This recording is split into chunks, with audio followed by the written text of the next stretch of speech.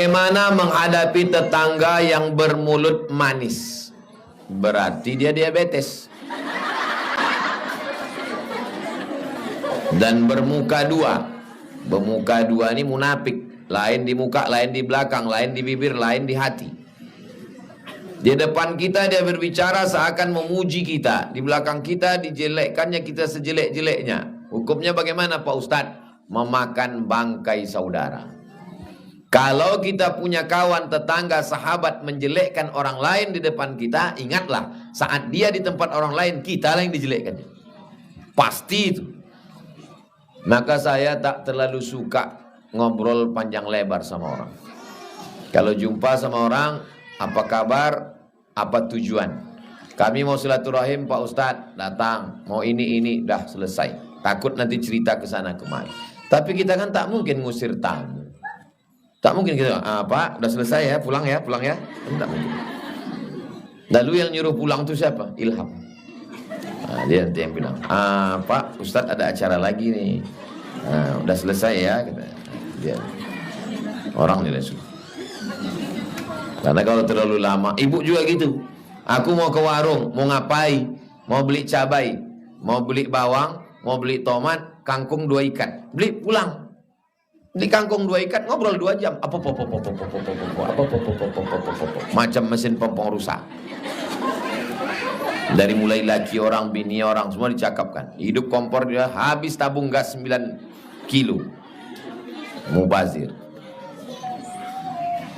Subscribe, like, share, and comment.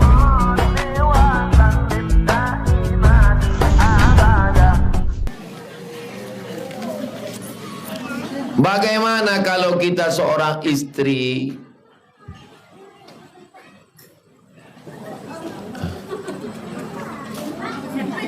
istrinya bekerja menjadi tulang punggung keluarga.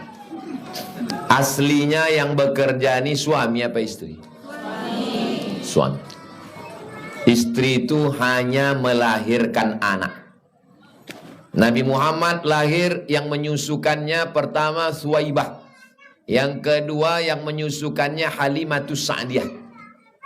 Ibu aslinya hanya melahirkan anak, menyusukan anak, disusukan ke ibu susu, memasak, mencuci, merawat anak, bapak yang menyediakan.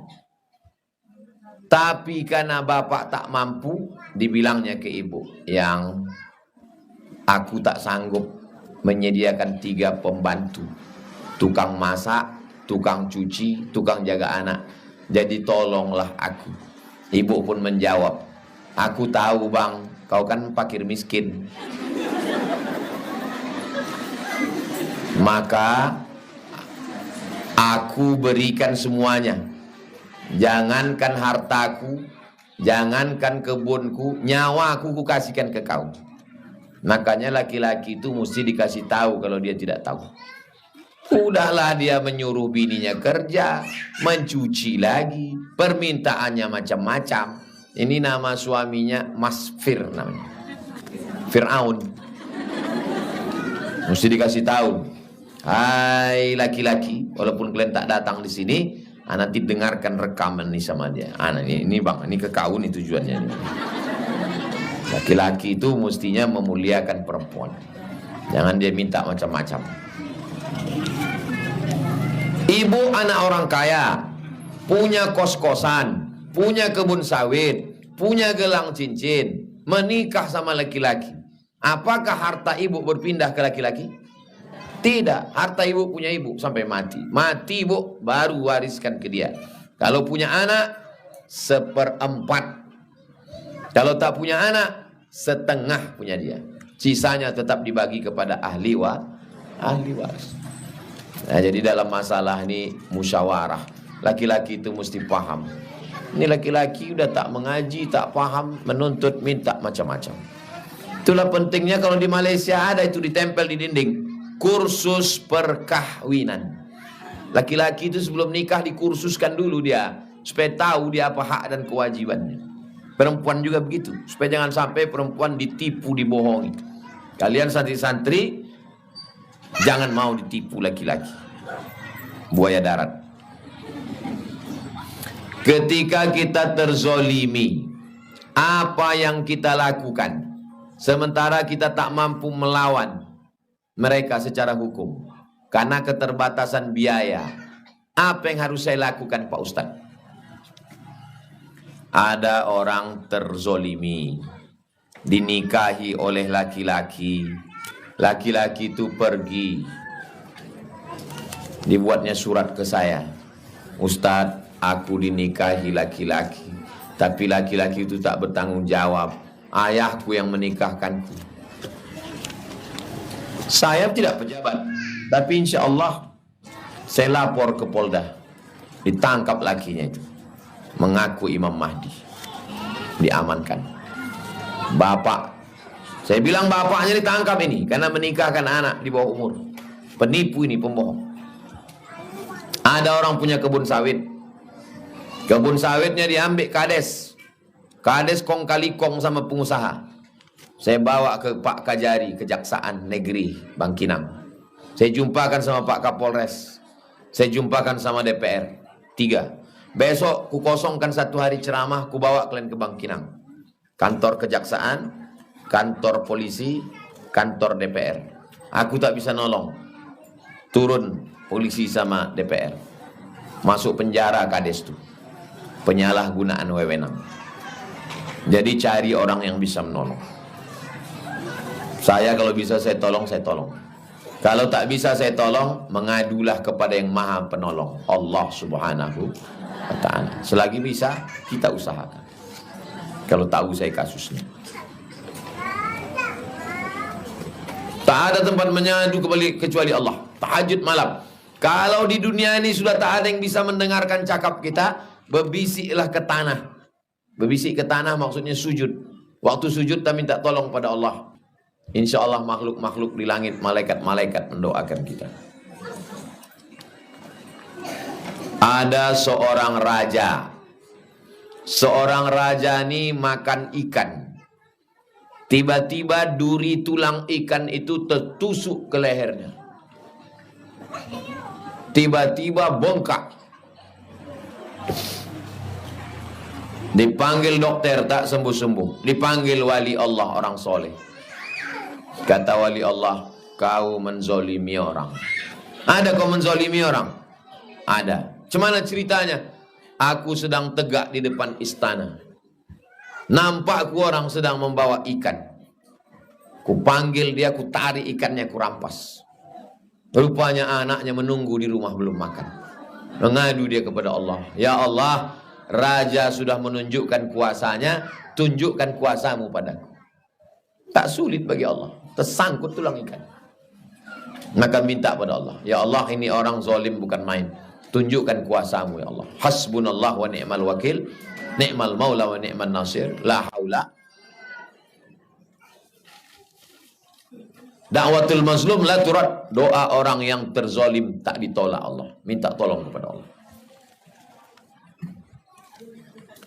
Kadang kita mimpi tentang almarhum almarhumah yang sudah meninggal. Apakah memang sosok beliau yang kita temui itu atau jin, Pak Ustadz? Ruh ibu, ruh saya, ruh mak saya, ruh ayah saya berjumpanya waktu malam kita sedang tidur. Ruh orang mati digenggam Allah, yumsikur ruh. Ruh orang hidup dilepaskan lagi, masuk ke jasad. Makanya waktu bangun, alhamdulillahilladzi ahyana ba'dama amatana wa ilaihi nusyur. Jadi kalau saya jumpa dengan almarhumah mak saya, ruh saya berjumpa sama dia. Berjumpa dengan Habib ulama, ruh saya berjumpa dengan dia. Baik orang hidup maupun orang mati. Kapan yang kita jumpa itu setan? Kalau dia membisikkan sesuatu yang bertentangan dengan syariat agama Allah, itu berarti jin, setan. Coba kau buka bantal lakimu, ada di situ kartu ATM, setan. Disuruhnya mencuri. Dari mana kita tahu itu perbuatan setan? Karena bertentangan dengan syariat. Situ kita baru tahu bahwa dia perbuatan setan. Alladzi waswisu fi sudurin nas minal jinnati wan nas. Ada seorang ulama tidur. Malam itu dia bermimpi jumpa kawannya. Kata kawannya dalam mimpi itu, coba kau datang ke rumahku, tengok di dapurku, ada gentong tanah liat, di dalam tuh ada emas, bayarkan hutang-hutangku. Pertanyaannya, yang dijumpai itu rohnya atau setan? Ruh. Kisah itu ada dalam kitab Ruh, ditulis oleh Imam Ibnu Qayyim Al-Jauziyah. Karena orang mati tak bisa bayar hutang. Anaknya tak tahu karena tak ada surat wasiat. Datang dia melalui mimpi. Buka, tengok, memang ada emas. Dibayar oleh Imam Ibnu Qayyim Al-Jauziyah. Karena orang mati tak bisa bayar hutang. Anaknya tak tahu karena tak ada surat wasiat. Datang dia melalui mimpi. Buka, tengok, memang ada emas. Dibayarkannya hutang. Tak habis-habis kertas nih.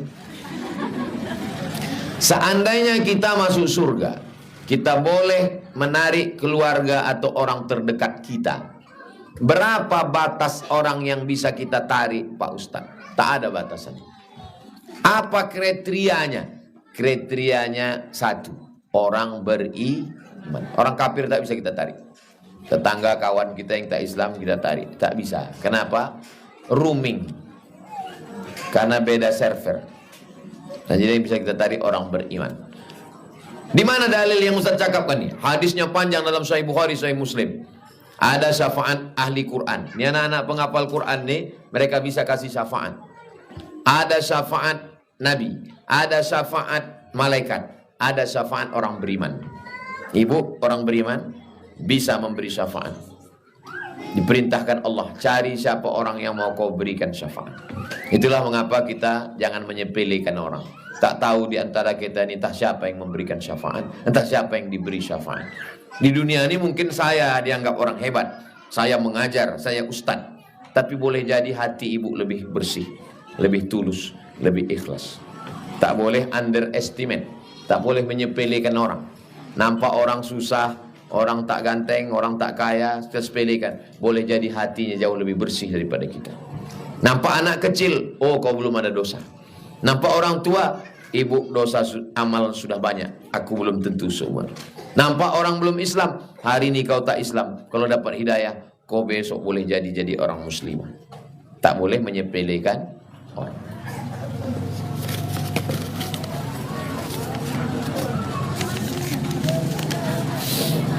Mohon doanya supaya saya lulus ASN P3K Kabupaten Kampar setelah 16 tahun menjadi honorer. Kalau sesuai keinginan kita dengan keinginan Allah, berarti Allah menyuruh kita bersyukur. Tak sesuai keinginan kita dengan keinginan Allah, berarti Allah menyuruh kita bersabar dan ada rencana Allah yang lebih cantik dan lebih indah. Hubungan kita dengan Allah adalah dengan husnuzan. Tapi kita tetap berdoa. Kalau lulus, bersyukur. Kalau tak lulus, bersabar. Husnuzan, ada rencana Allah yang lebih indah. Begitu hubungan kita dengan Allah. Kertas terakhir. Bagaimana cara agar kita siap serta tidak takut menghadapi mati? Saya kalau tidur malam, Bismika Allahumma ahya wa amut. Kalau aku mati malam nih ya Allah, matikan aku husnul khatimah, berhenti aku buat dosa. Tiap malam. Buka mata, alhamdulillahilladzi ahyana ba'da ma amatana wa ilaihin nusyur. Kalau hidup saya pagi tadi, hidup aku hari ini ya Allah, jadikan hari ini aku beramal soleh. Bangun pagi, sholat tahajud, ngajar anak-anak, habis sholat subuh baca tafsir, habis itu pergi pengajian ke BI, habis itu pergi ke Yayasan Tabung Wakaf Umat, habis itu pulang ngajar ibu-ibu, habis ini nanti pergi ke Siak. Malam tidur, kalau mati aku malam nih ya Allah, jadikan aku husnul khatimah, berhenti aku buat dosa. Kalau hidup aku besok pagi, berarti masih bisa pengajian besok di Bengkalis. Begitu tiap hari sampai terbiasa kita. Allah bisa karena biasa. Jangan takut mati, jangan takut cerita mati. Kalau aku mati, Sami ini tetap sekolah agama. Masukkan dia sekolah tahfiz Quran di Al-Muqaddasah, tempat ustazah dulu. Nanti tamat itu sekolahkan dia ke Tarim tempat Habib Umar. Nanti habis itu kuliahkan dia ke Ahqaf University. Kalau sanggup dia S2, S3 macam aku, teruskan. Kalau tak sanggup dia minta balik-balik. Suruh dia mengajar. Nikahkan dia dengan perempuan solihah. Jangan takut cerita mati. Kalau saya mati, kalian tetap sekolah, tetap kuliah, tetap belajar menghafal Quran. Saya sampaikan ke santri, saya sampaikan ke ustazah. Ini banyak orang takut cerita mati. Sehingga ketika suami mati, istri terkejut. Kaget dia. Cerita mati. Ibu cerita mati sama bapak. Bang, kalau aku mati macam mana bang? Senyum bapak tuh. Kalau aku mati, letakkan jenazahku di ruang tamu. Keluarkan kasur yang tak terlalu tebal. Bungkus pakai kain panjang. Tamu-tamu yang datang, kuburkan. Jangan menangis, jangan meratap. Iringi doa, bacakan Yasin. Biasakan cerita mati kepada istri, kepada anak, kepada murid, kepada jamaah. Kalau aku mati di Jakarta, jenazahku jangan bawa ke Pekanbaru. Tiket mayat mahal. Kalau mati di Medan, pas kebetulan jadwal Medan, kuburkan aku di samping makam emakku. Kalau aku mati di Riau, kuburkan di Riau. Jangan takut cerita mati. Kenapa orang takut mati? Karena dia takut cerita mati. Jangan takut cerita mati. Karena kita resiko hidup adalah mati. Takut mati jangan hidup. Takut hidup, mati saja. Resiko hidup adalah mati. Takut mati jangan hidup. Takut hidup, mati saja. Nah, saya tengok ibu-ibu ini udah siap mati semua. Saya setiap naik pesawat, asal sudah duduk saya, Bismillahirrahmanirrahim, sakhkhara lana hadza wa ma kunna lahu muqrinin wa inna ila rabbina lamunqalibun. Jumpa saya sama kawan-kawan saya yang tak bisa tidur di pesawat. Saya tanya, kok kenapa tak bisa tidur? Aku takut mati. Saya tak pernah takut. Mau meletup, mau meledak pesawat nih, meledaklah dia mati. Buka mata sampai Jakarta, buka mata sampai Palembang, buka mata sampai Pekanbaru, masih hidup lagi sampai. Ala hazihin niyah, untuk niat yang baik-baik, yang ujian-ujian diluluskan Allah, yang sakit-sakit disehatkan Allah, diberikan Allah keturunan yang soleh dan solihah, keluarga sakinah mawaddah warahmah, anak-anak kita mudah menghafal Quran, istiqomah murajaah, mati husnul khatimah bersama Rasulullah di surga Jannatul Firdaus. Ala hadhihi niyyah al-Fatihah. A'udzubillahi minasyaitonir rajim. Bismillahirrahmanirrahim. Alhamdulillahirabbil alamin. Arrahmanir rahim. Maliki yaumiddin. Iyyaka na'budu wa iyyaka nasta'in. Ihdinas siratal mustaqim. Siratal ladzina an'amta 'alaihim ghairil maghdubi 'alaihim waladdallin. Amin. Allahumma inna nas'aluka salamatan fid din wa afiyatan fil jasad wa ziyadatan fil ilm wa barakatan fil rizq wa taubatan qabla al maut wa rahmatan indal maut wa maghfiratan ba'dal maut. Allahumma hawwin alaina fi sakaratil maut wan najata minan nar wal afwa indal hisab. Allahumma najjih abna'ana wa banatina, luluskan jamaah kami, adik-adik kami yang sedang ikut ujian CPNS. Allahumma la sahla illa ma ja'altahu sahla wa anta taj'alul hazana idza syi'ta sahla. Mudahkan segala urusan, urusan yang menghafal Quran, urusan yang sedang belajar, urusan pernikahan, urusan segala urusan hidup dunia dan akhirat. Ya Rabbi bil Mustafa balligh maqasidana waghfir lana ma madha ya wasi'al karami. Allahumma dafa'na al-ghala wal waba wal fahsya wal riba waz zina. Selamatkan negeri kami dari malapetaka, bencana, riba, zina, narkoba, perbuatan keji dan mungkar. Allahumma anzilis sakinata fi qulubina. Masukkan ketenangan ke dalam hati kami supaya tenang kami beribadah mencari rezeki. Allahumma aftah lana abwabal khair wa abwabal ni'mah wa abwabal barakah. Berikan kami, bukakan pintu-pintu nikmat, pintu-pintu rahmat, pintu-pintu kebaikan. Allahumma khtim lana bi husnil khatimah wa la takhtim alaina bi su'il khatimah. Rabbana ighfir lana dhunubana wa liwalidayna warhamhuma kama rabbayana shaghira. Rabbana atina fid dunya hasanah wa fil akhirati hasanah wa qina adzabannar. Wa sallallahu ala sayyidina Muhammad wa ala alihi washabbihi wasallam. Walhamdulillahi rabbil alamin.